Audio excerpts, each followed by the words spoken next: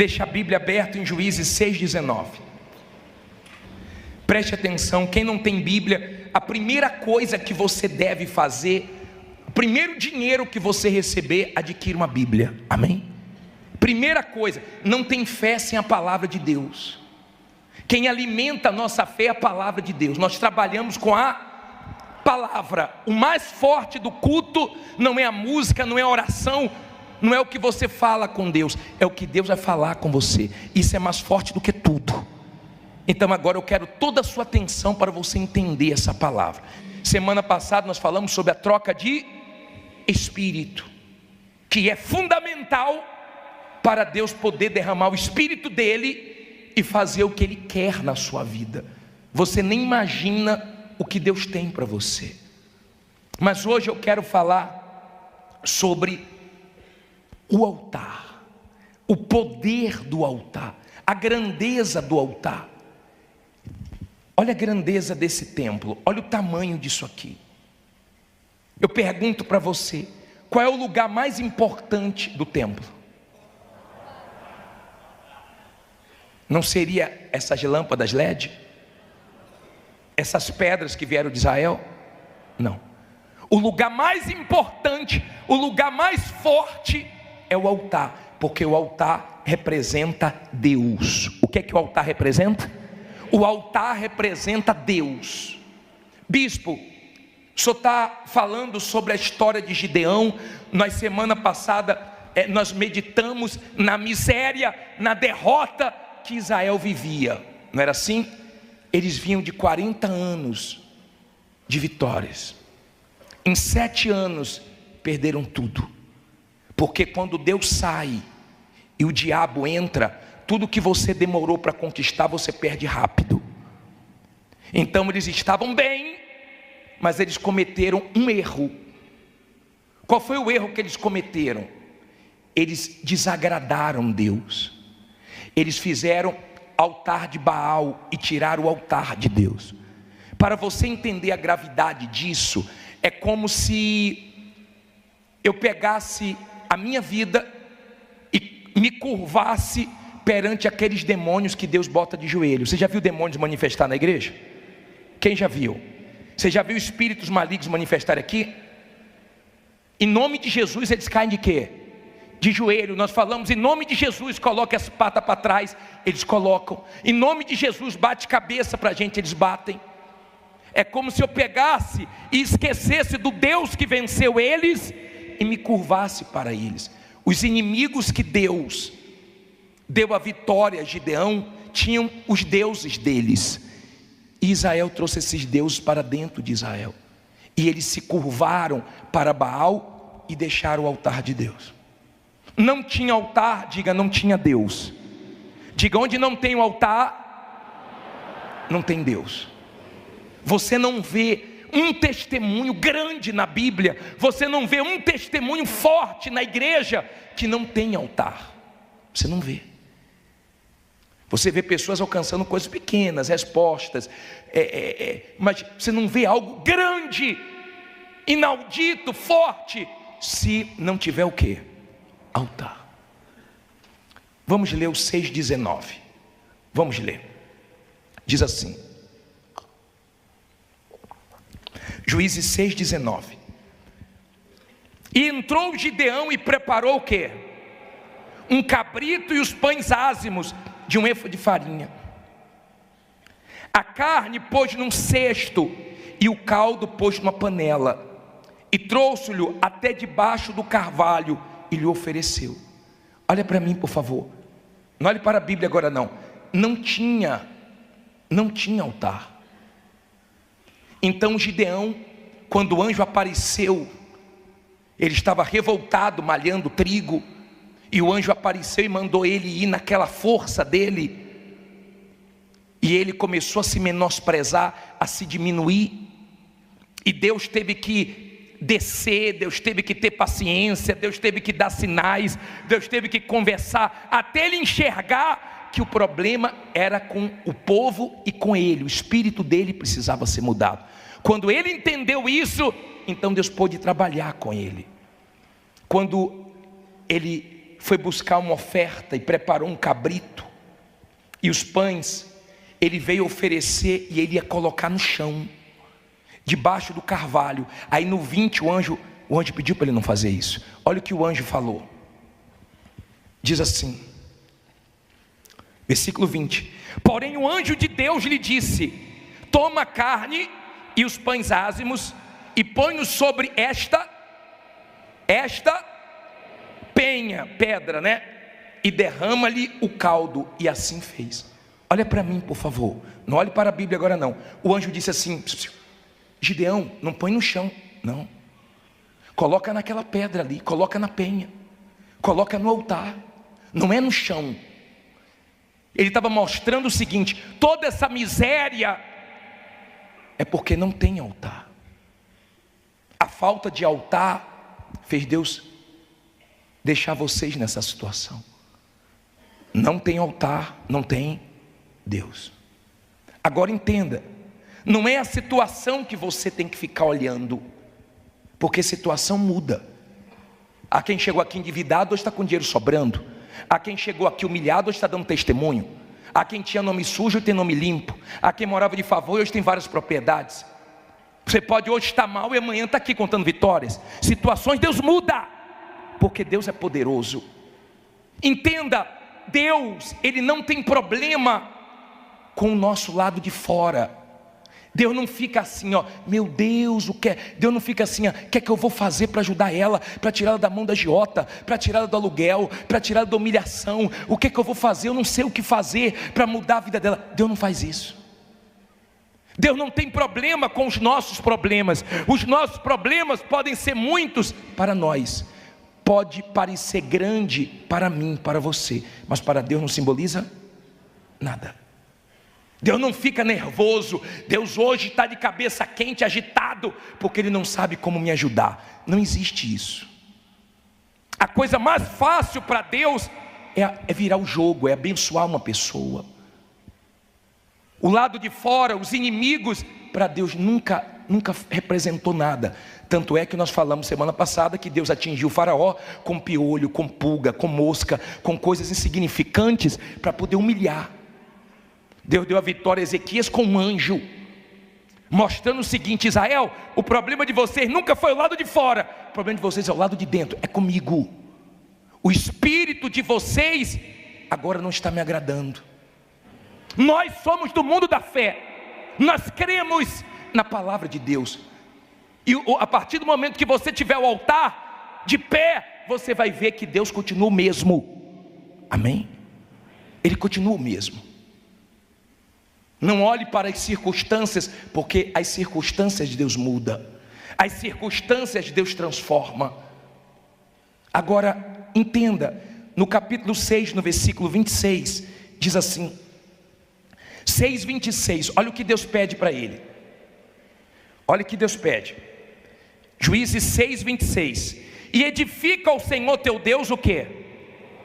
Um altar no cume deste lugar forte, num lugar conveniente, e toma o segundo boi e oferecerás em holocausto com a lenha que cortares no bosque. Olha para mim, por favor. Deus falou para Gideão: agora vai para o monte, porque vocês estão se escondendo no monte. Monte não é lugar de se esconder, monte é lugar de resposta. Vocês estão no lugar certo, fazendo a coisa o quê? Errada. E tem gente que chega na igreja, mas não chega no altar. Ela não entende a grandeza do altar, e o altar não vai até você, é você que vai ao altar. Lembra que Davi falou no Salmo 43, no versículo 4? Você lembra dessa passagem? Irei ao altar, que é a minha grande alegria. Irei ao altar. Quem é de Deus tem prazer de ir no altar. Quem é do altar nunca vira as costas para o altar. Quem é do altar pode não estar enfrentando problema nenhum, mas ela sacrifica para mostrar que ela sempre depende de quem?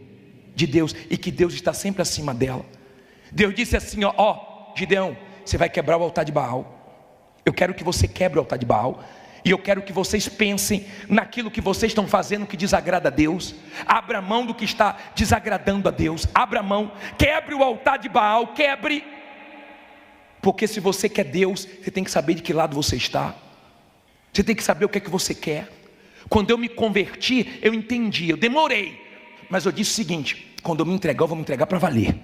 Eu vou escolher um lado, mas eu não aceito ser mais um não, Deus tem que ser comigo. Então, por favor, quebre o seu altar de Baal. Veja o que desagrada a Deus. Levanta um altar para mim lá no cume do monte, no lugar forte. Leia de novo aí. Um lugar o quê? Olha que bacana, ó. Edifica ao Senhor teu Deus um altar no cume deste lugar forte. Olha aqui para mim. Altar é que traz um casamento forte. Altar é que traz uma saúde forte. Altar é que traz uma vida espiritual forte. Quando você tem altar, a Bíblia diz: aquele que serve o altar, do altar tira o quê? Seu sustento. Então Deus te sustenta emocionalmente, materialmente e principalmente espiritualmente, quando você tem altar. Esse é o lugar que o diabo mais odeia. Tudo que o diabo deseja é tirar a pessoa da onde? Do altar. O altar é lugar de fazer vida forte. O altar é o lugar de mudar de espírito. É o altar, é o lugar conveniente, é o lugar apropriado. Nós não subimos nesse altar, nem testemunha as pessoas dão aonde? Em cima desse altar. Nós só subimos nesse altar 2 vezes por ano. Nós respeitamos o altar. Não é qualquer um que sobe aqui, não é qualquer um nem que limpa aqui, porque nós cremos que o altar é Deus. Tem altar, tem Deus. Tem altar, tem resposta. Tem altar, tem vida forte. Não tem altar, não tem vida forte. Amém? Agora entenda, por favor. Se você for agora em Juízes 8, versículo 4, vamos lá.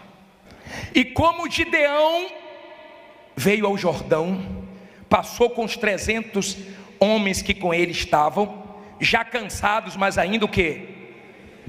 Perseguindo. Quando você tem espírito é assim, ó. Você está cansado. Tem gente que está cansado, mas está aqui na vigília. Ela está cansada. Hoje foi um dia de guerra, mas ela está aqui lutando, perseverando. Ela está cansada, está com sono, mas está resistindo, porque ela quer vencer. Amém? E Deus vê o nosso espírito, ou não? Deus vê. Eu falei para vocês que lá na Ucrânia, os nossos pastores ficaram, está lá na guerra. Sabe por quê? Porque do espírito do pastor, o bispo não forçou não, o bispo falou, pode voltar. Ele falou, não, eu vou ficar aqui lutando por esse povo, porque tem o quê? Espírito, é esse espírito que agrada a Deus. Nós não temos espírito fujão não, nós temos espírito da fé que agrada a Deus. No momento em que Gideão entendeu isso, ele que dizia, ai quem sou eu? Ele disse, olha para mim. Ele trocou o ai pelo vai. Ai é murmuração, reclamação, vai é ação. Eu quero ver você agindo. Eu não quero ver você de braços cruzados, nem esperando por ninguém. Eu quero ver você agindo. Aí no versículo 5 diz assim, ele vinha com os 300 com fome, e diz assim, 8 versículo 5, e disse aos homens de Sucote, dai, peço-vos alguns pedaços de pão ao povo, que segue as minhas pisadas, porque estão cansados, e eu vou ao encalço de Zeba e Salmuna, reis dos medianitas. Porém os príncipes de Sucote disseram, está já Zeba e Salmuna em tua mão, para que demos pão ao teu exército? Não deram não. Olha para mim por favor, não respeitaram o Gideão não. Tinha 300 seguindo ele. Antigamente nem ele acreditava nele, mas quando ele venceu, os 300 seguiu ele. Quando você vence, as pessoas seguem você. Quando você não vence, sua voz não tem peso, não tem credibilidade. Sim ou não? Entenda por favor, eles estavam com fome e ele pediu pão. Eles disseram, não vou dar não. Você já venceu os reis dos medianitas? Você já venceu? Enquanto você não vence é uma coisa. Ele falou, peraí, vocês vão ver. Eu não venci ainda, mas eu vou vencer. Porque quem tem espírito é assim. Não conseguiu ainda, mas sabe que vai conseguir. Diga, eu vou conseguir. Quem tem espírito não chegou onde quer, mas diga, eu vou chegar. Quem tem espírito pode não ter alcançado ainda o que deseja, mas tem certeza que está no encalço daquilo e vai chegar lá. Porque tem espírito. Ele conseguiu, tá? Ele pegou os 2 reis, matou os 2 reis e voltou para prestar conta com aqueles que não acreditaram nele. Isso não muda você. Quando você tem espírito, você não é uma velhinha que sopra e você apaga. Você é aquela brasa que quando assopram, você se acende. Quando te humilha, você fica mais aceso. Quando não levam fé em você, você vai em frente e você mostra para essas pessoas que Deus é contigo. Quando você tem espírito. Quando você não tem espírito, você é fraco. Quando você tem espírito, meu caro, as humilhações é tudo vitamininha que vai te fortalecendo. É tudo vitamina no seu sangue. Agora quando você não tem espírito, você murcha. Ele disse, não tem problema não, vocês vão ver que eu vou vencer e depois eu volto para a gente prestar conta. Agora eu vou te ensinar mais uma coisa. Vá no capítulo 7, no versículo 20. 7, versículo 20. Diz assim. Juízes 7, versículo 20. Assim tocaram as 3 campainhas, as trombetas, e quebraram o quê? Os cântaros, e tinham nas suas mãos esquerdas as tochas acesas, e nas suas mãos direitas as trombetas, para tocarem, e clamaram. O que é que eles clamaram? Fala alto. Espada do Senhor e de Gideão. Peraí, olha aqui para mim. Mas eles não foram para a guerra com espada. As armas que eles usaram foram 4. Primeira arma, altar, Deus. Quem tem Deus pode ir para qualquer guerra que ela vence. Quem tem Deus pode ser pequeno que vence os grandes. Quem é Deus quem está com Deus faz a diferença. Eles tinham altar, eles tinham Deus. Segundo, a trombeta. Sabe o que é a trombeta? É isso aqui, ó. A palavra que a gente anuncia. Nós estamos tocando as trombetas. Nós estamos passando vida. A palavra de Deus é espírito e vida. Não é dinheiro que vai mudar a sua vida, é espírito. Quando você tem espírito e o espírito de Deus, meu caro, dinheiro, vitórias, patrimônio, tudo isso é consequência, porque você mudou do lado de dentro. Compreenda, por favor, o altar é Deus, a trombeta é o quê? A palavra. E o cântaro, bispo? O cântaro, os cântaros somos nós, que eles quebraram o cântaro. O povo estava resistindo a Deus. Eles quebravam pedra para se esconder nas cavernas, mas não se quebrava diante de Deus. Seja humilde, se quebre diante de Deus. É Deus que vai te ajudar. Se humilhe diante de Deus, que a mão poderosa dele te exalta no tempo oportuno, na hora certa. Seja humilde, conte com Deus, dependa de Deus. Amém? Quando você se quebra diante de Deus, você pode estar na pior situação, Ele te abençoa. Agora, por último, eles tinham o que na mão? Fogo. Esse fogo é o Espírito Santo. Quando você muda de espírito, Deus derrama o Espírito dele na sua vida. Sem o Espírito Santo, você pode estar cheio de dinheiro que você é pobre, mas com o Espírito Santo, as suas vitórias são consequência. Você pode, com o altar, com a trombeta, que é a palavra, com o espírito aquebrantado diante de Deus, com o fogo do Espírito Santo, você pode ir para qualquer guerra, que no final você vence. Quando você tem espírito, você tem força nos momentos mais difíceis da sua vida. Você crê no que ninguém crê, você acredita no que ninguém acredita. Você pode estar enfrentando qualquer desafio, qualquer momento de desespero, mas você está na fé, porque é do seu espírito. Abra sua Bíblia no livro de Esdras 8:21. Esdras 8:21. Esdras capítulo 8, no versículo 21. Quem já achou, levante a sua Bíblia por gentileza. Ó Deus Todo-Poderoso, esse momento para nós é um momento sagrado. É um momento que todos nos calamos, ninguém conversa, ninguém se distrai. Ficamos atentos para te ouvir. Usa a minha boca, meu Pai, mas faça ser, meu Deus, entendido tudo que vai ser falado. Não deixe o mal bloquear o entendimento. Não deixa, meu Pai, o mal trazer o sono, a distração. Dá ouvidos e que haja esforço, interesse para essas pessoas te ouvirem. Que a fé do teu povo seja afiada com a tua palavra, e eles possam se fortalecer e receber as direções que eles precisam para vencer através dessa palavra, em nome de Jesus. E quem crê, diga amém. Graças a Deus. Diz assim, Esdras 8, versículo 21. Então apregoei ali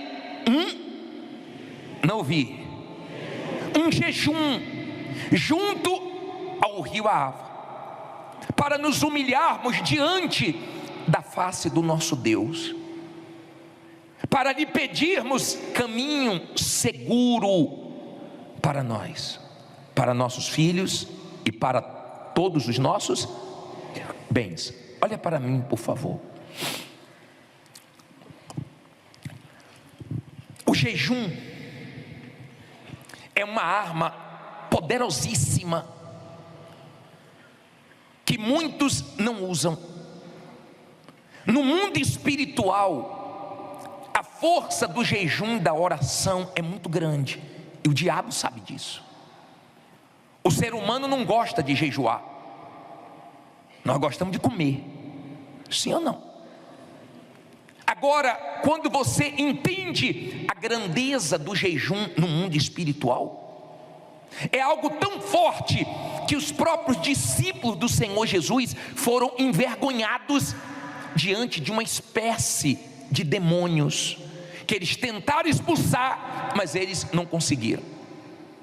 O diabo não saiu, o mal resistiu,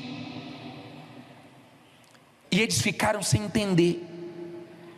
O Senhor Jesus chegou, libertou, eles ficaram admirados e foram perguntar ao Senhor Jesus por que eles não conseguiram.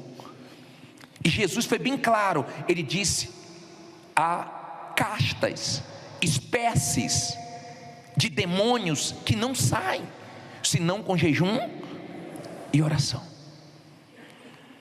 Quando a Bíblia fala do jejum, a Bíblia diz assim: quando jejuardes, unge a cabeça com óleo, lave o rosto. Não é se jejuar, é quando, porque quem é da fé deve usar essa arma. Essa arma é uma arma que vence lutas que normalmente você não vence. Quando você entende o poder do jejum, então você coloca força para jejuar. Eu não quero que você tenha uma fé religiosa. Como é uma fé religiosa? É uma fé que você fica dependendo da gente. Essa fé não vai trazer resultados. Essa fé religiosa vai te dar uma sensação que você já veio na igreja, mas você não vai ter os resultados que você quer, que você precisa. E vai acabar com o tempo você culpando Deus, culpando a igreja, culpando o bispo, culpando o pastor, quando na verdade você não usou a fé da maneira que você deveria usar. Está dando para você entender? Tem muitas pessoas que eram para estar com a vida lá na frente, eram para estarem glorificando a Deus com uma vida de qualidade, mas até hoje não venceram certas lutas, porque espiritualmente falando, elas não fazem a parte delas. Tem gente que esse ano não jejuou ainda. Tem gente que está enfrentando a maior guerra, ela está vendo a atuação do mal, o diabo quer humilhar, quer envergonhar, o diabo quer tirar tudo, o diabo está vindo forte, o diabo está usando quem pode, quem não pode, e ela está mostrando fraqueza diante do diabo, dependendo dos outros. Eu posso orar por você, tenho o maior prazer de orar por você, eu posso atender, faço isso com o maior prazer, mas eu quero que você tenha uma fé independente do bispo, independente da igreja. Como assim, bispo? Tem gente que tudo ela espera a igreja começar ou fazer. Você sabia que tem pessoas que receberam o Espírito Santo, tiveram uma renovação espiritual? Ela não esperou a igreja fazer vigília, ela falou: hoje eu vou fazer uma vigília, hoje eu vou buscar Deus, hoje eu vou dar uma madrugada para Deus. Ninguém pediu, ela fez isso e Deus honrou. Sabia disso? Você sabia que tem pessoas que não esperam vir uma campanha forte, ela mesma faz quando ela precisa? Quando você entende que Deus não nos quer escravo de ninguém, de nada, Ele quer que você dependa não de uma religião, mas dEle. Ele não quer que você faça as coisas de uma forma religiosa. Até o Pai Nosso, que é uma oração tão poderosa, se você não entender, ela não vai valer nada. Olha como ele ensina: Pai Nosso que estás nos céus. Então você pensa: peraí, eu posso chamar Deus de Pai? Ele é meu Pai. Então quando eu estou num momento difícil, eu falo: meu Pai, me ajude. Eu não oro: Pai Nosso que está no céu, santificado seja o teu nome. Não é de uma forma religiosa, não. Eu penso. O Pai Nosso ensina você a chamar Deus de Pai. O Pai Nosso ensina você a perdoar, senão você não é perdoado. O Pai Nosso te ensina a depender de Deus para te livrar do mal. O Pai Nosso, quando você usa uma fé inteligente, não religiosa, você não fica repetindo, você aprende um modelo de orar. Amém? Quando a fé, ela não é religiosa, mas ela é prática, ela agrada a Deus, e você começa a ter resultados que glorificam a Ele. Esdras queria ir para Jerusalém, que tinha sido saqueada, destruída, e ele queria reconstruir. Toda reconstrução é difícil, e ele tinha uma caminhada pela frente, e a Bíblia diz que ele apregoou um jejum. Ele jejuou, ele orou, pedindo a Deus uma jornada feliz. Vocês estão aqui, e eu sei que todos vocês querem uma jornada feliz. Ele conseguiu, N pessoas conseguiram, aprendendo essa fé de depender de Deus e não depender de ninguém. Amém? Aonde há o Espírito de Deus, tem que haver liberdade. Você tem que aprender a usar as armas que você tem. Eu não vou ficar aqui dizendo: olha, você vai fazer jejum tantas vezes por semana. Não, você vai fazer se você crer. Eu estou dizendo que você tem uma arma que vence uma espécie de demônios, que de repente você está enfrentando uma luta contra uma casta, e você não está conseguindo vencer, porque você não está jejuando. E se você jejuar, você quebra a força desse mal. Eu estou te ensinando a ferramenta. Você usa se você quiser. Eu quero que você entenda: Deus não quer que tenhamos uma fé de depender dos outros. Olha o que ele falou aqui, ó, 21. Eu li, não foi? Ele pediu ali caminho seguro para ele, para os filhos, para os bens. Versículo 22. Porque tive o quê? Não vi. Porque tive vergonha de pedir ao rei exércitos e cavaleiros para nos defenderem de quem?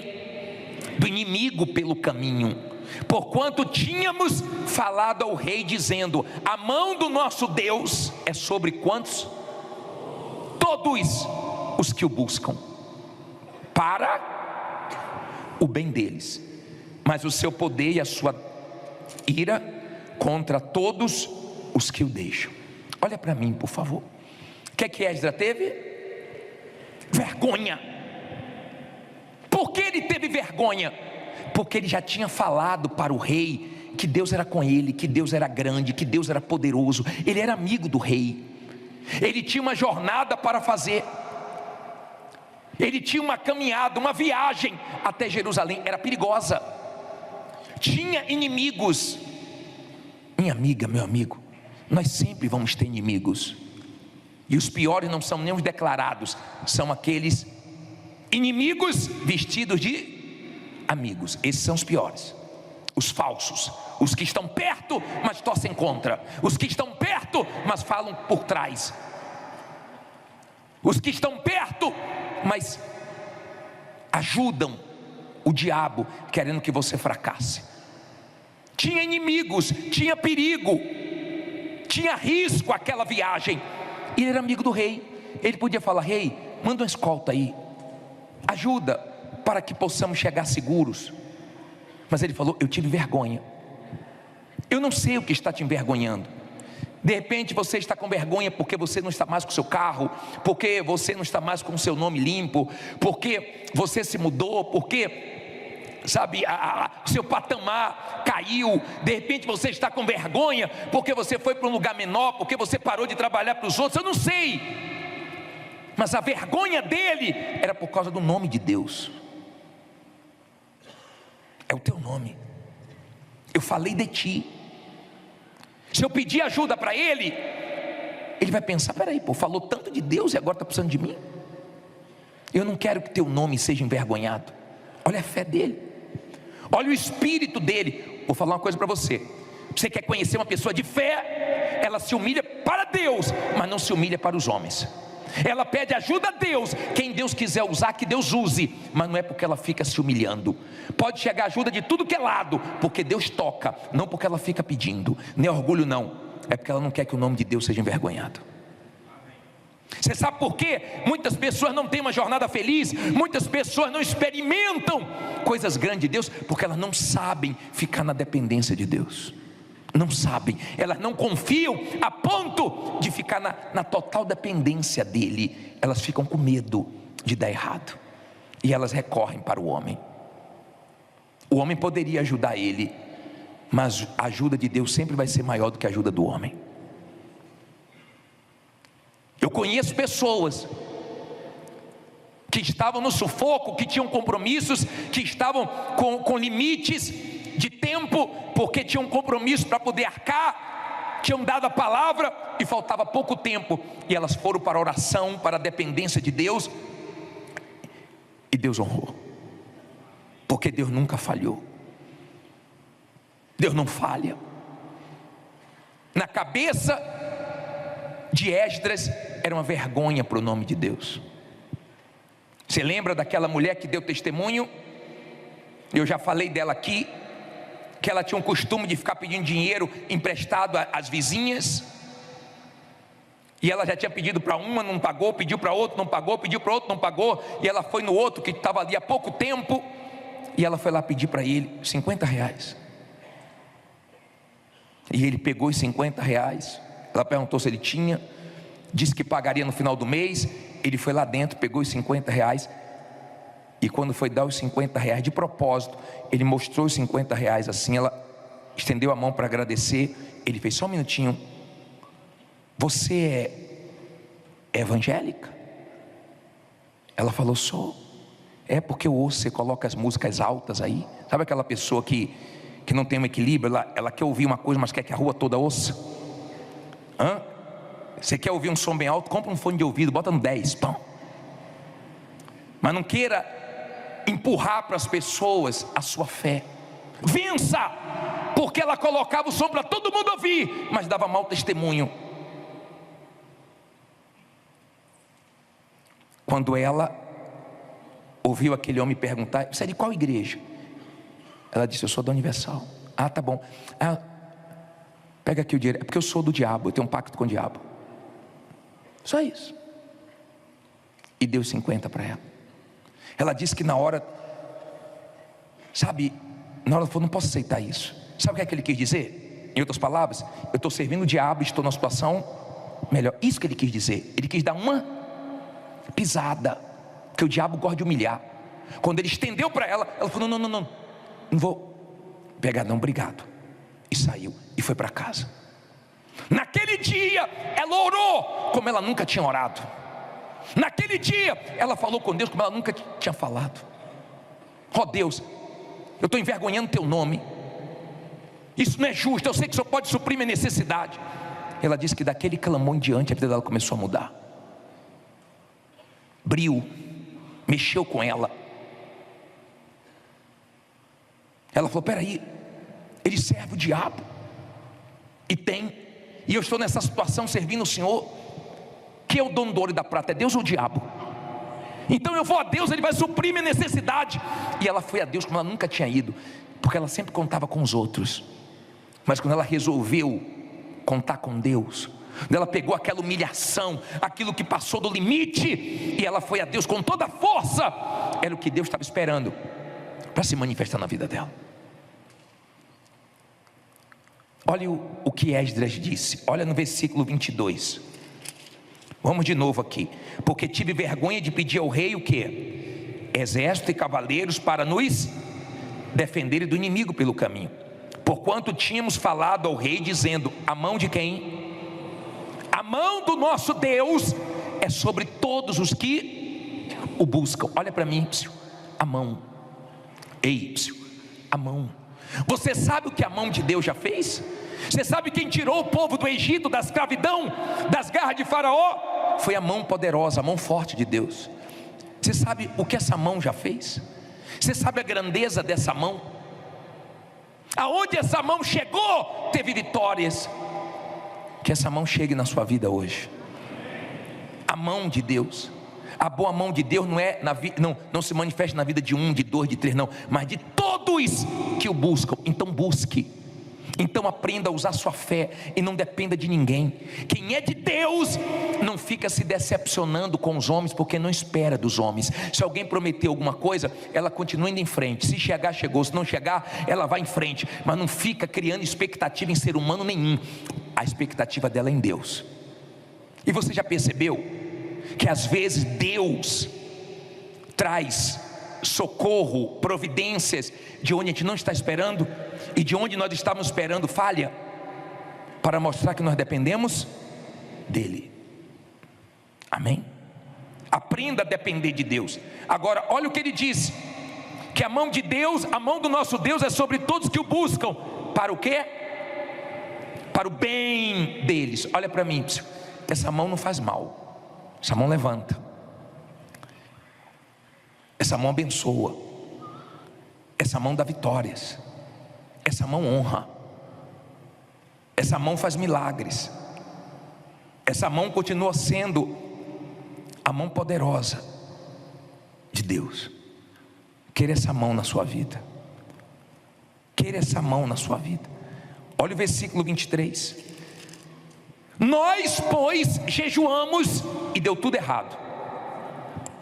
Nós, pois, jejuamos e pedimos isto ao nosso Deus. Lê alto agora.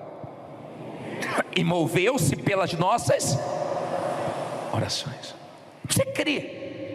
Olha para mim, você crê que quando você jejua, quando você ora, as coisas começam a se mover pelas suas orações? Você já teve experiências com Deus através das suas orações? Ou você só ora aqui dentro? Ou você só depende da nossa oração? Às vezes nós saímos do culto rouco e a pessoa nem abrir a boca abre. Aprenda a orar. Olha o que diz o versículo 31. Aprenda a jejuar, aprenda a usar as armas que você tem. Olha o 31. E partimos do rio Ahava no dia 12 do primeiro mês, para irmos aonde? A Jerusalém. E a mão do nosso Deus estava sobre nós, e livrou-nos da mão de quem? Tem a mão do inimigo, tem a pata do diabo, mas a mão de Deus é mais forte, a mão de Deus é maior. E dos que nos armavam ciladas pelo caminho. Olha para mim, tem ciladas. Por isso que a gente ora. Quando você estiver muito assim ansioso de fazer alguma coisa, ore, porque pode ser uma cilada. Quando você estiver com coisas assim que você está tentando muito e não está dando certo, fala: Deus, seja feita a tua vontade. Que você pode sair de uma armadilha do diabo, de uma cilada do diabo, de uma coisa que não é para você entrar. Está dando para você entender? Aprenda a ter discernimento, entendimento. Aprenda a dar ouvidos à voz de Deus que te faz bem. Tem gente ouvindo quem quer o mal dela, tem gente ouvindo quem quer a derrota dela, quem não gosta dela. Cuidado, escute isso por favor, cuidado. Eu não sei se você já viu pessoas que querem que você enxergue uma outra pessoa com os olhos dela. Você já viu gente assim? Que não gosta de alguém e pinta aquele alguém do jeito que ela acha que aquela pessoa é. E quando você conhece a pessoa, você vê que a pessoa não é nada daquilo. Gente que quer que você enxergue outras com os olhos dela. Ela não aceita você se aproximar de certas pessoas, ela não aceita você conhecer certas pessoas, porque ela não gosta daquela pessoa. Ela pinta aquela pessoa de uma forma horrível, para você nem se aproximar e ter raiva daquela pessoa sem conhecer. E às vezes nós conhecemos e vemos que não é nada disso. Tem pessoas que não gostam da outra, não acreditam na outra, e elas falam coisas para que essa outra pessoa ouça e comece a se enxergar com os olhos da outra. Se ela não acredita em você, se ela acredita que você não vai conseguir, se ela acredita que você não vai chegar lá, deixa ela falar. Seja surda para as vozes, ou surdo para as vozes do diabo. Você tem que ouvir a voz de Deus. A voz que te faz bem é a voz de quem? De Deus. A mão que te faz bem é de Deus. Não importa, fulano poderia me dar um empurrãozinho, fulano poderia me dar uma mão. É a mão de Deus que vai te ajudar. Se não fosse a mão de Deus, a Igreja Universal não chegaria onde ela chegou. Começou no coreto. Não despreze os humildes começos. Você pode estar começando dentro de casa, na garagem, no quintal. Você pode estar começando em um lugar pequenininho, 4 metros quadrados, 5 metros quadrados, no banheiro. Mas comece, porque a mão de Deus vai fazer crescer. A mão de Deus vai fazer crescer. Não tenha medo dos humildes começos. Não queira começar arrebentando. Uma vez eu conversei com um casal, de namorados, que eles falavam em casar. Eu perguntei: quantos anos vocês estão namorando? 7 anos. E eu falei: vai casar não, é? Ah não, nós estamos esperando, que a gente quer fazer uma coisa muito mega. Falei: está esperando ter uma vida mega para casar. Não queira começar grande não. Começa pequeno, mas comece com a mão. Você lê na Bíblia: e veio a mão de Deus, e veio a mão de Deus. Quando vem a mão de Deus, arrebenta. Nós vamos clamar hoje para vir a mão de Deus. Ela vai vir, ela não vai falhar com você não. Olha o que ele diz no 32, para terminarmos. E no 4º dia, não, versículo 32, desculpe. E chegamos aonde? A Jerusalém, e repousamos ali 3 dias. Chegou ou não chegou? Chegou ou não chegou? Você acha que você não vai chegar onde você quer não, é? Você acha que você não vai chegar aonde Deus quer não, é? Agindo Deus, ninguém impede não. Ninguém vai parar você não. Só quem para você é Deus. Você só vai parar para ouvir a voz de Deus, porque ninguém vai te parar. Fique em pé, diga: ninguém vai me parar. Eu vou ter minha jornada feliz. Você crê nisso? Nós vamos orar agora. Nós vamos pedir a Deus uma jornada feliz. Nós vamos pedir a Deus agora coragem. E se você diz assim: bicho, eu estou com medo, eu estou correndo risco de perder meus bens, eu estou correndo risco de não ter condições de sustentar a minha família, eu estou correndo risco de morte, de despejo, você vai vir aqui na frente. Você que diz assim: bispo, eu preciso de uma jornada feliz. Você que diz: bispo, eu estou com vergonha, não por mim, não por mim, a minha situação foi exposta, mas é por causa do nome de Deus que eu quero glorificar, que eu quero santificar, eu não quero envergonhar. Você acha que se a Igreja Universal não pagasse as contas dela, não iria envergonhar o nome de Jesus? Sim ou não? Iria ou não iria? Você vê as pessoas dizendo: a Igreja Universal está me devendo?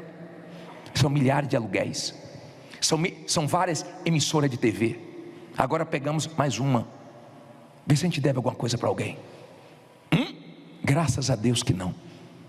Para que o nome do nosso Deus seja glorificado. Antigamente, para a Igreja Universal alugar um lugar, era isso aqui, ninguém confiava.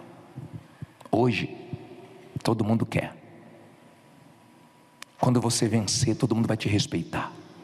Você vai chegar. Jejue com propósito, ore com propósito, faça essa corrente com propósito. Você vê aquelas bandeiras lá fora, na frente do templo, é porque nós sabemos que nós vamos chegar no mundo inteiro. E aonde a porta não se abriu ainda, Deus vai abrir. Esdras chegou onde queria e reconstruiu o que o diabo tinha destruído. Que Deus te ajude a chegar onde você quer, a reconstruir o que foi destruído. Que Deus te ajude a chegar na condição que você quer, para que você possa ajudar outras pessoas. Que Deus te ajude abrindo o que precisa ser aberto, para você chegar onde precisa chegar.